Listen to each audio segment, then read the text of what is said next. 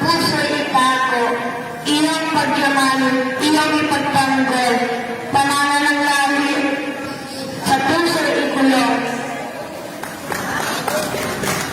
Do not let it disappear. Indigenous language hiding in the rich, independent, heritage of the fragrance and heart.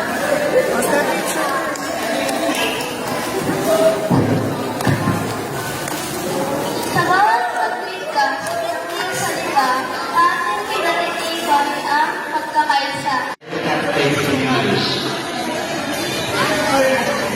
Okay. Sa Tagalog, paano mo maipapakita ang pagiging magalang bilang isang Pilipino? Then in English, how can you show the characteristics of a good Filipino? Ulitin ko, how can you show the good characteristics of a